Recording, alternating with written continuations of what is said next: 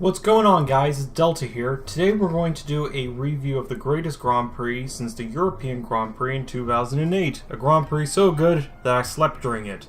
Anyway, joking aside, I thought I'd add some more content to this YouTube channel, mainly because the only content I have is Gary's mod videos, and also people, mainly one guy, told me that I should put more F1 videos.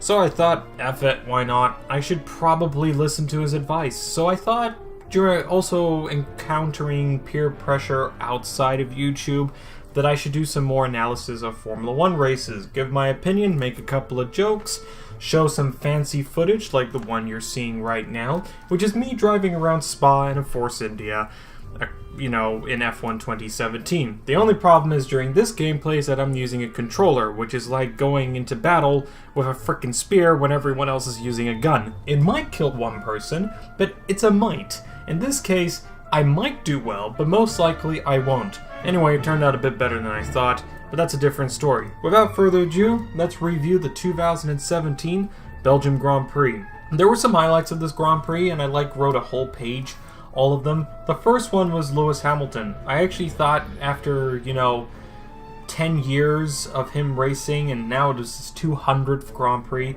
that I'd never see someone actually beat Michael Schumacher's pole position record. But he did. He got 68 pole positions, and it was emotional. I grew up watching Michael Schumacher. He was my hero. He's still my hero to this day. So it's really weird to see someone who I equally respect do equally as good of a job. It was also amazing to see him race during this weekend. Him and Vettel seemed to be at total different ends of the spectrum. They were so much further ahead of their teammates in the rest of the field that they were literally racing within 2 seconds. It was pretty awesome in my opinion, but that's just it really. Speaking of the other two teammates of theirs, the two Finns must have been playing some sort of drinking game during this race, and Kimi Räikkönen being the heavyweight and Bottas being the lightweight by the end of the frickin' race, because Bottas gave away 2 positions at Lacombe, whilst Kimi Räikkönen gained 1 position after getting that penalty, which was a 10-second penalty at the pit stops. I'm for that penalty. I guess I have to talk about that. I think he deserved it, so what's given is given, right?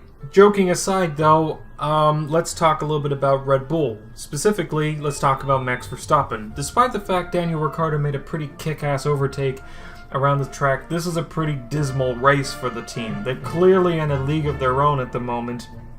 And whilst I don't really blame Max Verstappen for the racing incident of him retiring from the Grand Prix, which was a mechanical issue, I don't really blame Red Bull either, nor do I really blame Renault for that matter. It's just a little weird that his teammate, who was retired from 1 mechanical issue and actually got punted off by Max, to have only 2 retirements, well, technically 1 retirement, and Max to have 6 retirements. He's basically got a 50% finishing rate this season. That's not really something you want to put on your resume. And not that I don't want to be rude towards him or thinking that Max is completely at fault at it. I just think it's a really weird situation at Red Bull, and I genuinely don't know what's going on in that team. But let's talk about another incident which was the highlight of the Grand Prix, which was Force India. You know, it's funny. Force India's drivers are a bit like North Korea and South Korea. Someone's got to be wrong, and in this case, I don't really know. With North Korea and South Korea, it's pretty obvious who's wrong, but in frickin' Force India's case, I genuinely don't know who's wrong. For anyone who doesn't know, in the first incident, both incidents happened just before Eau Rouge, where both drivers were where Ocon was pushed into the wall or into each other at one point, and it caused some pretty big and very dangerous racing incidents. Perez in the first incident wasn't really his fault. He had Nico Hülkenberg next to him and not a lot of room. It was just Esteban in the wrong place at the wrong time, and he was also changing some engine settings, so there was not really much he can do, according to Perez. But the second incident, I'm a bit 50-50 about this.